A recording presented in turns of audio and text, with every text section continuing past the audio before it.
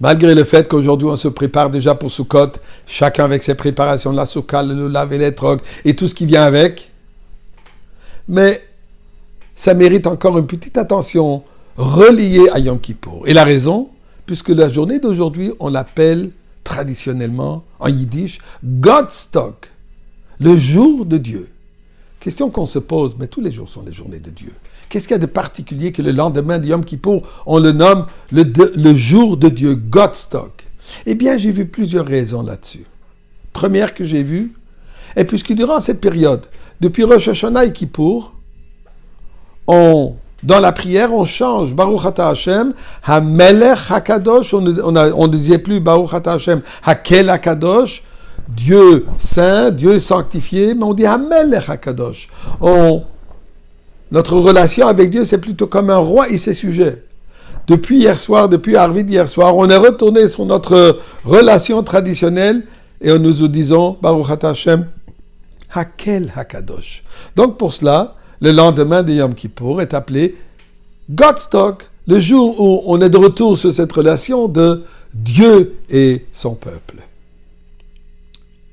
Le tzaddik de Belz, Rabbi Sochaber de Belz, cite une Gemara Yerushalmi de Jérusalem, où là il est mentionné qu'au jour de Kippour, le Kohen Gadol prononçait à 10 reprises le Shem HaMeforash, le nom complet de Dieu, chose qui est interdite de prononcer le reste de l'année. Et il est rapporté dans la Yerushalmi que ceux qui étaient proches du Kohen Gadol, et ils l'ont bien entendu clairement, ils tombaient par terre. Noflim alpanav, ça coûtait complètement par terre. Un bitoul, une annulation de soi totale. Ceux qui étaient un peu plus loin, mais ils ont quand même pu entendre, eux prononçaient directement Baruch Shem Kevod Malchuto Leolam Vaed. Que le nom de Dieu soit béni, la royauté de Dieu soit bénie à toujours. Mais ensuite, ils ont oublié ce qu'ils ont entendu. Alors le lendemain, ils se posaient la question un à l'autre, tous ceux qui étaient présents, est-ce que tu te souviens le nom de Dieu que nous avons entendu? Et personne ne se souvenait. Donc c'était le jour où ils recherchaient Godstock, le nom de Dieu, la journée de Dieu, ils recherchaient Shem Hashem, le nom de Dieu. Et pour cela, c'est appelé Godstock. Le tzaddik de Koritz rapporte une idée extraordinaire. Dit la Gemara Baba Batra de dire.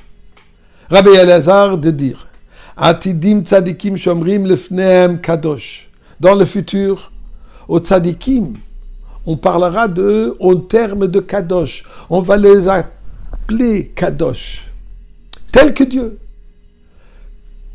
Que derrière shomrim lefnehem kadosh baruch dit la Gemara, tel qu'on prononce devant Dieu kadosh, kadosh, kadosh, on prononce Dieu en le sanctifiant.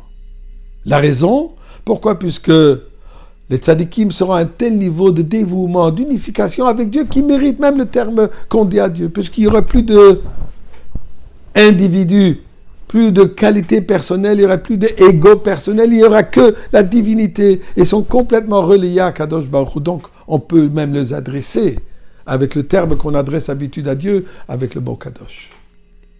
Et pour cela, le lendemain de Kippour, que nous sommes tous des tzadikim, tout notre passé a été pardonné, on commence avec un nouveau début, le début de tzaddik. Alors donc, on a le droit d'être appelé avec le nom de Dieu, Godstock, le jour de Dieu, le nom de Dieu.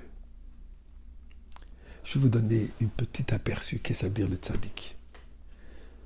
Pendant 25 ans, à tous les moments avant Kol Nidré, une certaine dame au nom de Madame Miriam Hollander, rescapée de la Shoah, venait me voir à la synagogue et me disait la chose suivante.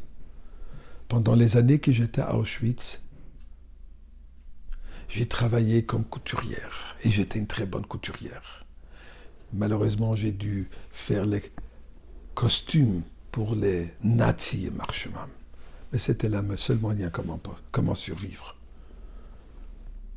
On crevait de faim, à peine qu'ils nous gardaient en vie suffisamment pour qu'on puisse travailler.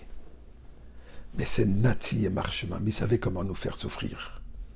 le jour de Kippour, à tous les ans, il nous amenait un repas festin, le mettait devant nous. Et elle me disait, Rabbi, malheureusement j'ai dû travailler, sinon il m'aurait abattu sur place. J'ai travaillé Kippour, mais je n'ai pas mangé. Je n'ai pas touché cette nourriture, j'ai jeûné. Quelle force, quelle tzadeket.